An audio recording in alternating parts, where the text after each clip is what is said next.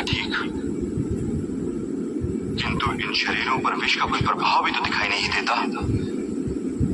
फिर भी जो कुछ है वो है तो इसी सरोवर के जल में। इस सरोवर के जल में अवश्य कुछ न कुछ तो है जिसने मेरे भाइयों की ये दशा की है। ठहरो, जल पीने से पहले मेरे प्रश्नों के उत्तर दो। आप कृपया मुझे ये बताइए कि आप रुद्र, वसु अथवा मरुत आदि प्रधान देवताओं में से कौन है?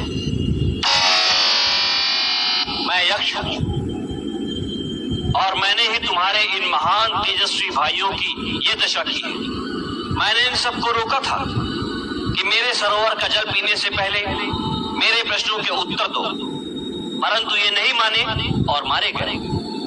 यदि तुम्हें भी जल पीना या ले जाना है तो पहले मेरे प्रश्नों के उत्तर दो। प्रयास करूंगा, आप प्रश्न कीजिए। पृथ्वी से भारी क्या है? माता। आकाश से ऊंचा कौन है? पिता। पवन से भी अधिक तीव्र गति किसकी है? मन की। संख्या में तिनकों से अधिक क्या है? चिंता। मृत्यु के समीप हुए पुरुष का मित्र कौन है? दान। धर्म, यश, स्वर्ग अथवा सुख का मुख्य स्थान क्या है? धर्म का मुख्य स्थान दक्षता है और यश का मुख्य स्थान दान। स्वर्ग का मुख्य स्थान सत्य है और सुख का मुख्य स्थान शील। मनुष्य की आत्मा क्या है? पुत्र। जगत को किस वस्तु ने ढक रखा है? अज्ञान ने। आलस्य क्या है? धर्म न करना आलस है। सुखी कौन है? जो ऋणी न हो। सच्चा स्नान कौन सा है? जो मन का मैल धो दे। काजल से भी अधिक काला क्या है? कलंक।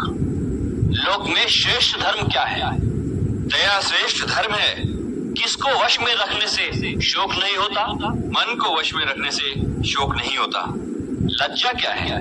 ना करने योग्य काम से दूर रहना लज्जा है। दया क्या है? सबके सुख की इच्छा करना दया है। राष्ट्र की मृत्यु का कारण क्या होता है? अराजकता। हे राजन, वास्तव में ब्राह्मणत्व का प्रमाण क्या है? कुल, चरित्र, शिक्षा या शास्त्र ज्ञान? हे यक्ष, कुल, शिक्षा और शास्त्र ज्ञान ब्राह्मणत्व को सिद्ध नहीं करता। ब्राह्मणत्व का प्रमाण तो निसंदेह चरित्र ही है। अच्छे चरित्र वाला शूद्र उस ब्राह्मण से अच्छा है जो जन्म से तो ब्राह्मण हो और शास्त्रों का ज्ञान रखता हो, परंतु जिसका चरित्र अच्छा ना हो। धर्म क्या तर्क में है? नहीं। तो क्या ऋषियों की विचारधारा में है? नहीं, क्योंकि किसी एक ऋषि की विचारधारा दूसरे से नहीं मिलती, उनमें मतभेद होता है। किसी ऋषि के पास संपूर्ण सत्य नहीं। तो फिर धर्म का संपूर्ण सत्य कहाँ है? व्यक्ति के हृदय की गुफा में। और सबसे बड़ा आश्चर्य क्या है? सबसे बड़ा आश्चर्य ये है कि हर व्यक्ति ये जानता है कि मृत्यु जीवन का अंतिम सत्य है, फिर भी यही सोचता है कि कदाचित उसके जीवन का अंतिम सत्य मृत्यु नहीं। भरत श्रेष्ठ, तुमने मेरे सारे प्रश्नों के ठीक उत्तर दिए हैं। इसलिए इन चारों भाइयों में से जिस एक को चाहो वो जीवित हो सकता है। यदि इनमें से एक ही जीवित हो सकता है तो हे यक्ष, मैं अपने प्रिय अनुज महावीर नकुल को जीवित देखना चाहता हूँ। हे कुंती नंदन, भीम और अर्जुन जैसे भाइयों को छोड़कर तुमने नकुल के ही जीवित होने की इच्छा क्यों की? मेरे लिए माता कुंती और माता माद्री में कोई अंतर नहीं। मैं दोनों माताओं के प्रति समान भाव रखता हूँ। इसलिए यदि मैं भीम या अर्जुन को जीवित देखना चाहता तो ये माता माद्री के साथ अन्याय हो जाता।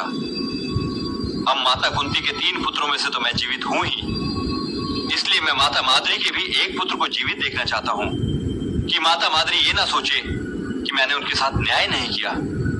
इसलिए यदि मेरे भाइयों में से केवल एक ही जीवित हो सकता है तो मैं अपने प्रिय अनुज नकुल को जीवित देखना चाहता हूँ। यदि माता कुंती का एक पुत्र जीवित है तो माता माद्री के भी कम से कम एक पुत्र को जीवित रहना चाहिए।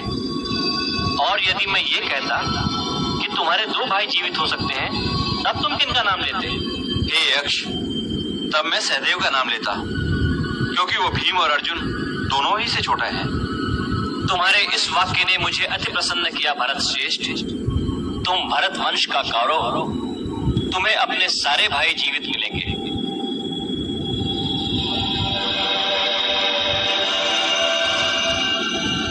भगवान यक्ष तो आप हैं नहीं, क्योंकि यक्ष जीवन दान नहीं दे सकते। आप तो कोई देव श्रेष्ठ ही हो सकते हैं। कृपया अपना परिचय दीजिए।